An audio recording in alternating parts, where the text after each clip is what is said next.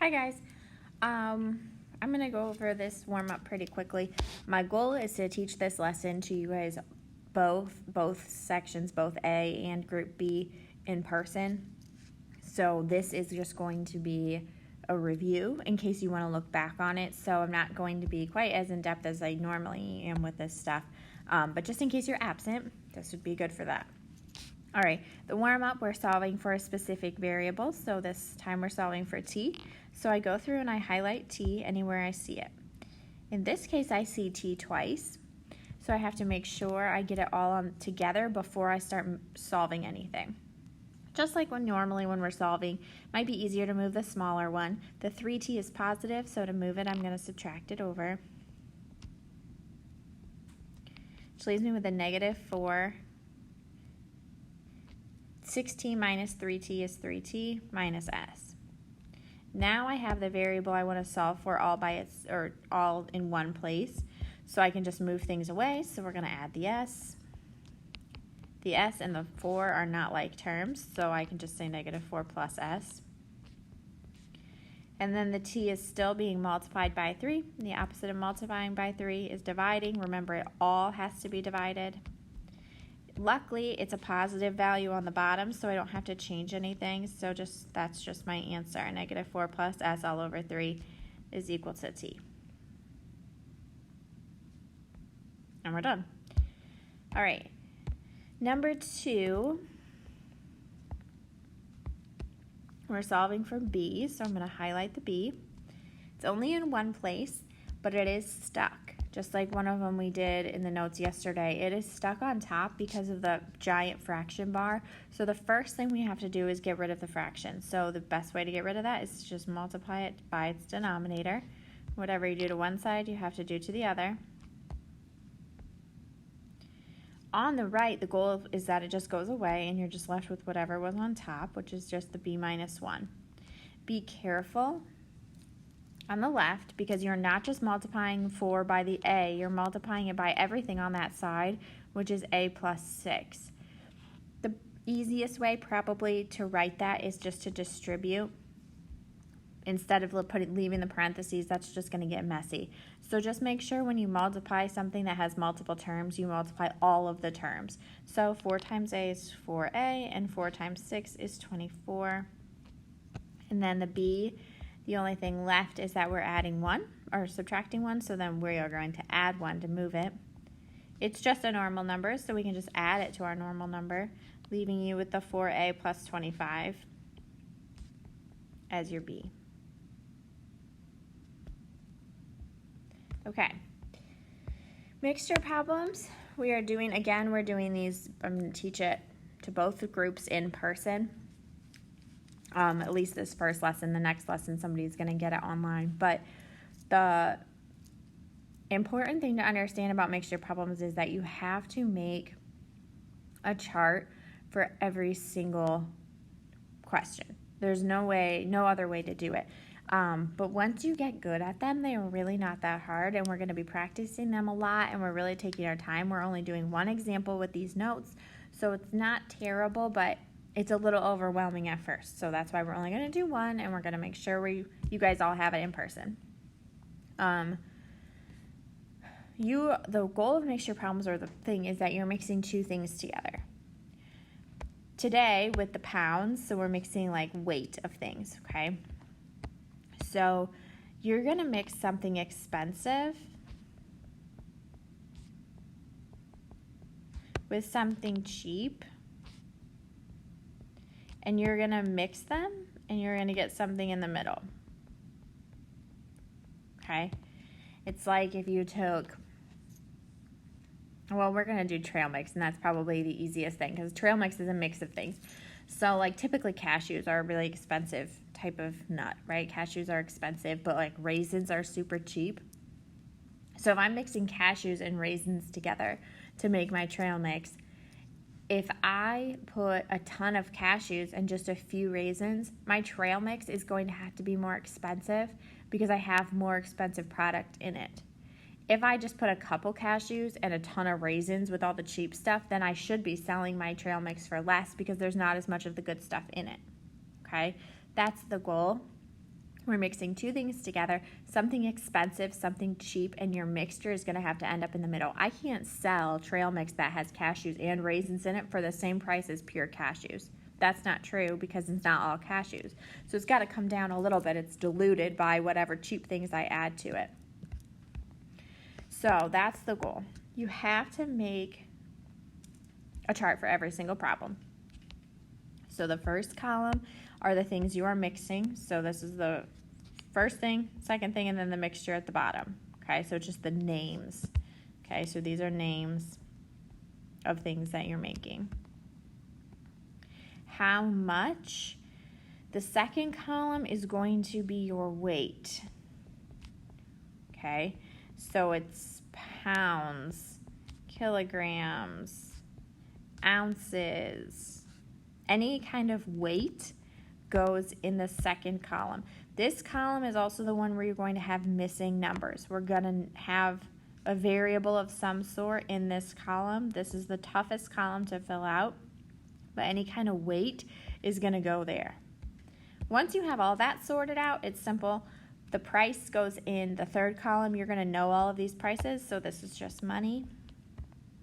And then to get the last column, you multiply your middle two columns together. So you multiply the how much times the price on all of these, and then you get your third column. Then to write your equation, you always add these two things together because you're mixing them together.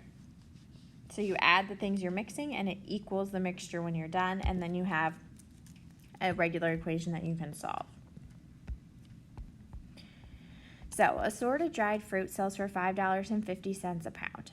How many pounds of mixed nuts selling for $4.75 should be mixed with 10 pounds of dried fruit to obtain a trail mix that sells for $4.95 a pound? A ton of information, but we know we just need to figure out what two things we're mixing together and what we get when we're done. Just take it step by step.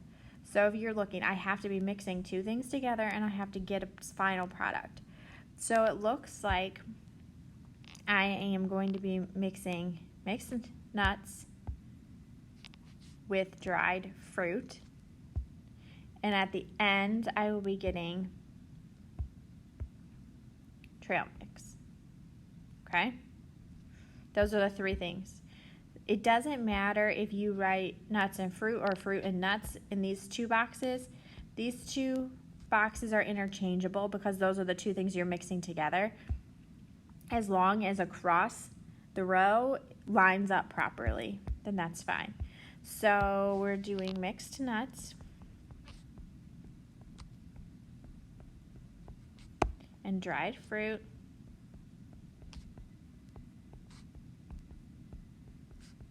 And we're going to get the trail mix when we're done. So again, this column is just names. Okay? Then the second column we said is weight. This is the tricky one. So the first thing you're going to do is you're going to look through and you're going to try to find some sort of weight. So you just read through and you look for a unit of weight. When you do that, you see 10 pounds. So that's good. Pounds is weight. That's going to go in this column. You have to figure out where it goes because it makes a difference. It says 10 pounds of dried fruit. Okay? So the pounds, the 10, is going to go wherever you put your dried fruit. If you wrote dried fruit in the top box, which was fine, then your 10 needs to be in the top box. It has to go wherever your dried fruit goes. However, when you look at the rest of this question, you do not see any other units of weight. That 10 was the only weight we had, and that's what makes this column so tricky. This is how I want you to try to picture it. I want you to try to picture a bucket. Okay, you have a bucket that you're mixing in. You are mixing fruit and nuts, and you get your mix. So your whole bucket's going to be your mix. You're going to mix your fruit. You're going to mix your nuts. You don't know how much of things you're getting. Now, we do know that we have 10 pounds of fruit. That we know. So we know that the bottom portion of this bucket is 10 pounds. Okay? We know that for a fact.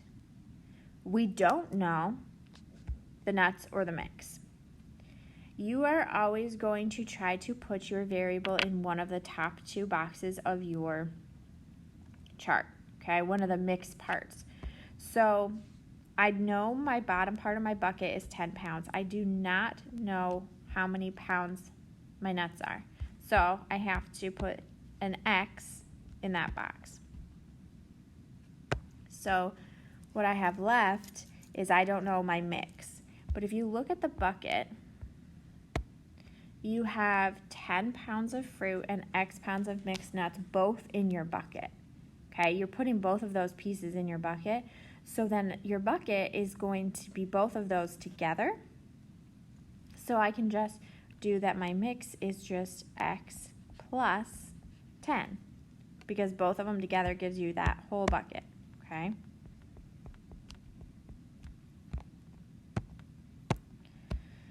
Once you have that, the rest of your chart falls into place pretty easily. This column is price. So you've got three different prices. I can see the dollar signs right here, so you just have to figure out where they go. So dried fruit sells for $5.50.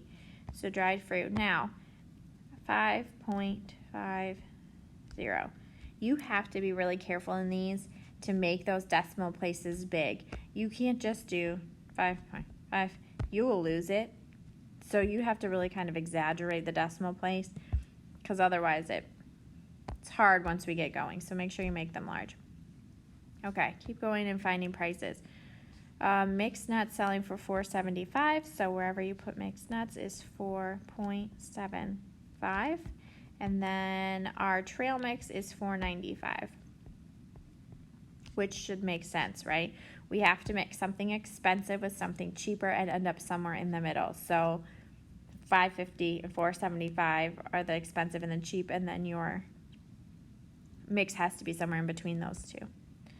To get the last column, you multiply your middle two columns together.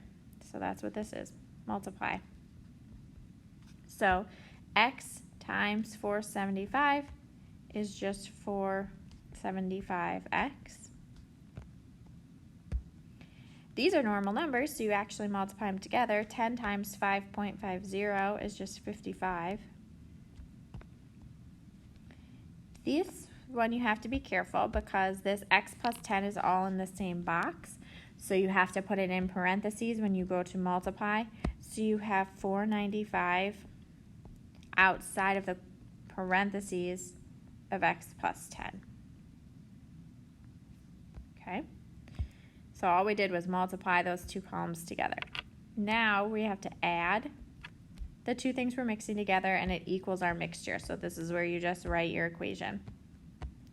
So 4.75x plus 55 equals. Now I think it's easier and it kind of saves you a step to just distribute as you're writing your equation. I know I have to distribute this 495, so I'm just going to do it now as I go so that I don't have to do it again later. So 495 times x is just 4.95x, and 495 times 10 is 49.5, and there was an addition sign in between, so that's where that came from. Okay, now I just have to solve. So I have to get all of my x's on the same side. 475 is smaller, so I'm going to subtract it over to keep it positive. So I have the 55 still. 495 minus 475 is just 0.2. Again, watch your decimal places. I put the 0 in front just so that I don't think it's a 2. Makes it a little easier to read.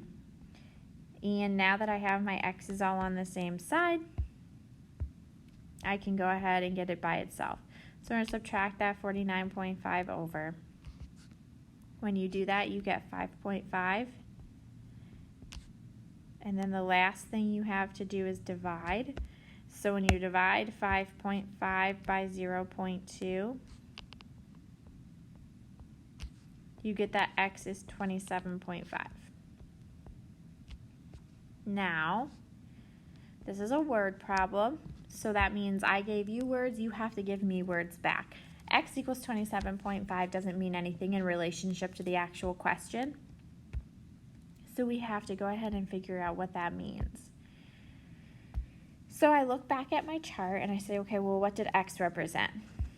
I find my X, and it is in my mixed nuts row. So it's probably how many mixed nuts I have, and I have to figure out what I'm weighing them in, like what was my weight. The weight was pounds. So I need 27.5 pounds of mixed nuts. So you write that down.